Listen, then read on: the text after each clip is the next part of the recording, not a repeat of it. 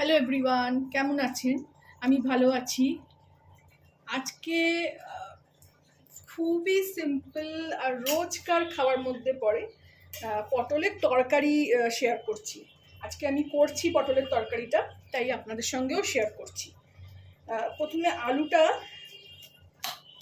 এরমভাবে আলাদা করে এই সাইজে কেটে নেব। দেখুন, চচ্চড়ির আলু যেরকম আমরা কাটি এরকম এরকমভাবে আলুটা কেটে নিলাম। বাকি আলুগুলো আমার কাটা হয়ে গেছে, আপনাদের সঙ্গে আপনাদের দেখাও বলে একটা রেখেছিলাম, সেটাই শেয়ার করলাম। জলে ভিজিয়ে রেখেছি, নয়তো জলে মানে আলু কালো হয়ে যায়। আর এদিকে আমি পটলও কেটে রেখেছি, কিন্তু কিভাবে কাটলাম সেটাও আপনাদের দেখাবো। বড় পটল হলে মধ্যিখান থেকে এরকম চিড়ে নেবেন, বীজ থাকলে বীজ ফেলে দেবেন, যারা ভালোবাসেন তারা রাখবেন, আমার ভালো লাগে না, মুখে পড়ে। আর সেটাকে এরকম তেরছা করে কেটে নেবেন, বীজ থাকলে ফেলে দেবেন। এটাকে এরকম তেরছা করে, চচ্চড়ির আলু এটা। আবার ছোট একটু হলে প্রথমেই একটা এরকম কাট লাগাবেন, বীজ ফেলবেন, তারপরে মধ্যিখান থেকে এরকম একটা কাট লাগাবেন, দিয়ে এই হয়ে গেল চচ্চড়ির আলু পটল কাটি। এখন তো পটলেরই সময়, পটল খাওয়ার, পটল আলু ঝিঙে ভেন্ডি, এখন এইসবই খাওয়ার সময়। তো সবজি কেটে নিলাম, রান্না নিয়ে ফিরে আসলাম রান্না নিয়ে। আওয়াজ শুনতে পাবেন অন্যরকম, আমি তো ভয়েস দিই না, ডাইরেক্ট রান্না করতে করতেই কথা বলি। প্রথমে কড়া গরম হয়ে গেছে, অল্প তেল দিলাম, আমার ছোট পলা 2 পলা তেল দিলাম।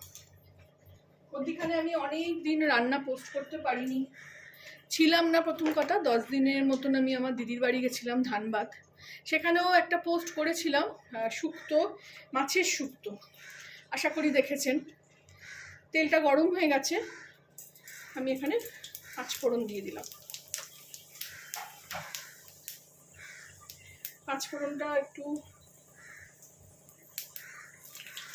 চটকালি, মানে একটু ভাজা হলেই দুটো কাঁচা লঙ্কা দিলাম।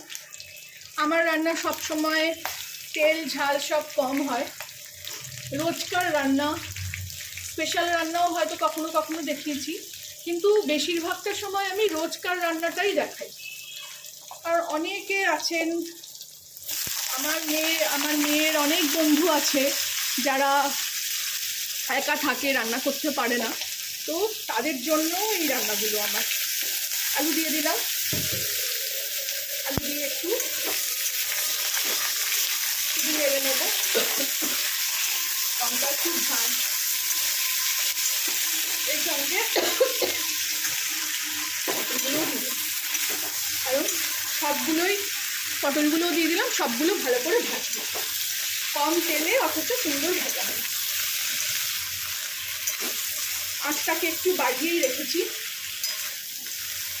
আগে আমি পটলটা ভেজে নিয়ে করতাম, কিন্তু তাতেও তখন দেখতাম যে আমার মানে পটল খেলেও গ্যাস হচ্ছে। তো তখন ধরতে পারলাম যে সব দোষই কিন্তু আসলে তেলের, সব সবজির নয়, সবজির কোনো দোষ হয় না। তেলটা ওই জন্য খাওয়া বন্ধ করেছি, ঝালও বন্ধ করেছি, সবই একদম নমিনাল দিই। এইভাবে আমি ভালো করে আলু আর পটলটা ভেজে নিয়ে ফেরত আসছি। দেখুন, বেশ ভালোই মোটামুটি ভাজা হয়ে গেছে, আলুগুলো তো হয়েই গেছে, পটলও হয়ে গেছে। আমি একটু কমিয়ে দিয়ে ঢাকা দিয়ে দিয়েছিলাম। এরপরে আমি তো বিশেষ মশলা ইউজ করি না, শুধুমাত্র হলুদ, কাশ্মীরি লঙ্কা, ব্যাস।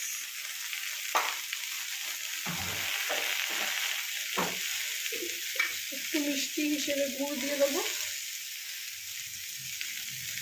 গুড় চিনি যেটা যখন থাকে, বিশেষ করে গুড়টাই দেবার চেষ্টা করি, চিনিটা খাওয়া বিশেষ ভালো না বলে। দিয়ে এবার এটাকে ভালো করে মিলিয়ে নেব। আপনারা এখানে একটা টমেটো ব্যবহার করতে পারেন, টমেটোও দিতে পারেন, কিন্তু টমেটোটা আমি খাবো না, সবসময় খাই না বলে।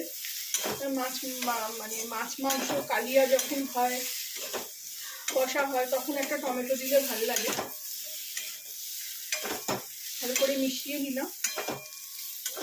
আলু অলরেডি সেদ্ধ, দেখুন কেটে যাচ্ছে। তাও আমি অল্প একটু জল দিয়ে ঢাকা দেবো, নুন দেবো।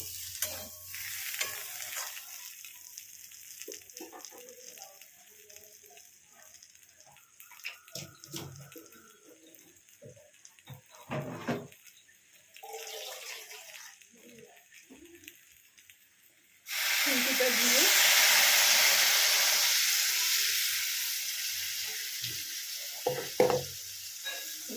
দিলাম। অসাধারণ খেতে হয় এটা, আমার ছেলে মেয়ে দুজনেই খুব ভালোবাসে। ওই যে বললাম আগে পটল ভেজে করতাম, সেটাতে তো আরো ভালো লাগতো।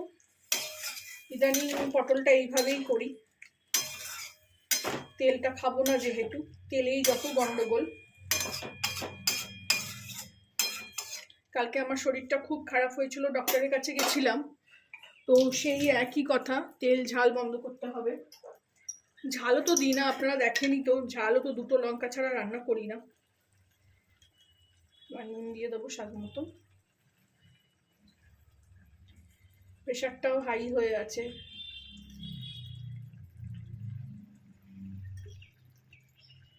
নুনও বেশি খাবো না। নুনও তাও আমি টাটা লাইটটা খাই, যেটা সোডিয়ামটা কম, আয়োডিনটা কম।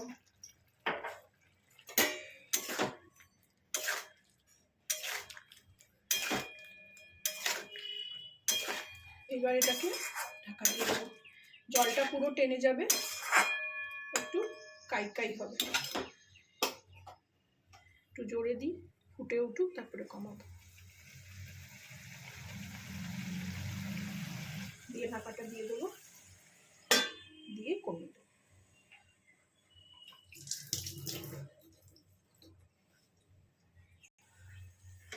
ঢাকা খুলি দেখি, হয়ে গেছে, হবে, হ্যাঁ হয়ে গেছে।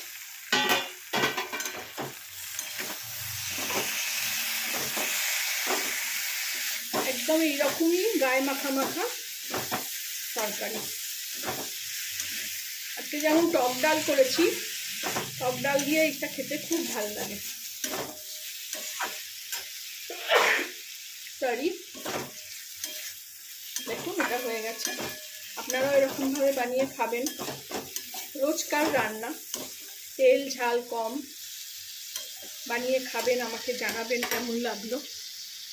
এখানে আমি গ্যাসটা বন্ধ করছি, বাটিতে ঢেলে নেব। ভালো লাগলে আমার চ্যানেলটাকে একটা লাইক, শেয়ার অ্যান্ড সাবস্ক্রাইব করে দেবেন।